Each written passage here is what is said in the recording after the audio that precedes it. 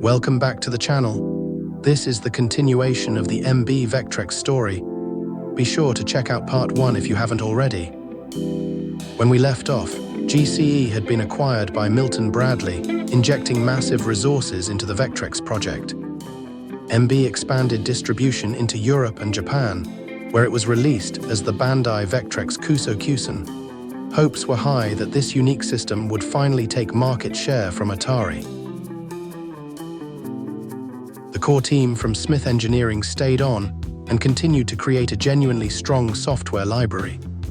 Since the Vector monitor was so good at simulating arcade experiences, the Vectrex became the natural home for stunning ports of Vector-based arcade hits, such as Armor Attack and Star Castle. But the Vectrex wasn't just about ports. It also had brilliant original titles like Fortress of Narzod, a fast-paced shooter that showcased the system's ability to handle complex action and ricocheting shots. And then we have the accessories. Beyond the light pen, which turned the Vectrex into a drawing tablet for games like Art Master, MB released an accessory that was decades ahead of its time, the 3D Imager. Released years before the Sega Master System's 3D glasses, the Vectrex 3D Imager was a groundbreaking peripheral.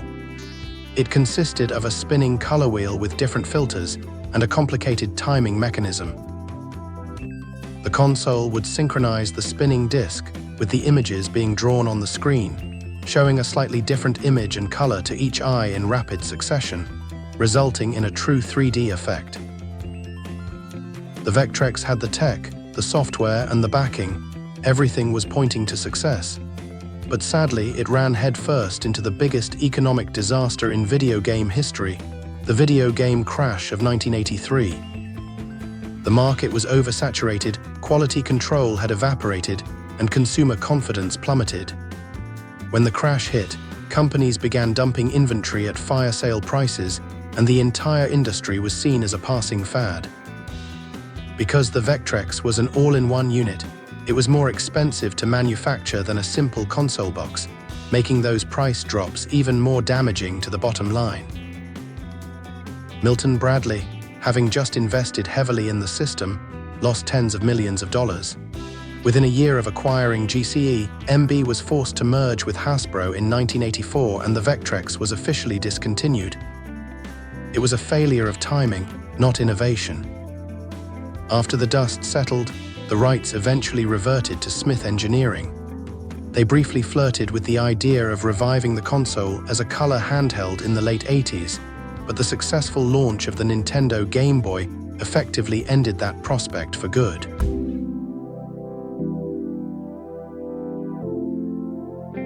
Yet the Vectrex never truly died. Today, it remains one of the most beloved cult consoles. Its unique vector display and satisfying arcade controller have kept it highly sought after by collectors, who often pay hundreds of dollars for a working unit.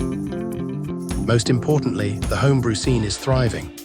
Programmers, inspired by the system's clean graphics and unique capabilities, continue to develop and release brand new titles, sometimes decades after the console's discontinuation.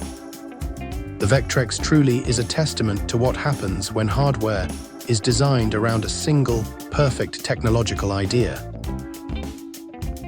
So, that is the incredible and tragic story of the Vectrex. An integrated vector monitor, the first true analog stick, and a groundbreaking 3D peripheral, all released in 1982, only to be crushed by the infamous crash of 1983. It's the ultimate what-if of the second generation of gaming. So what do you think? Was the Vectrex simply too expensive for the market? Or was it purely a victim of bad timing? Let me know in the comments below and tell me your favorite Vectrex game, whether it's the built-in Mindstorm or a modern homebrew title. If you enjoyed this dive into retro tech, hit that like button and subscribe for more deep dives into consoles that history almost forgot. Thanks for watching, and we'll see you in the next one.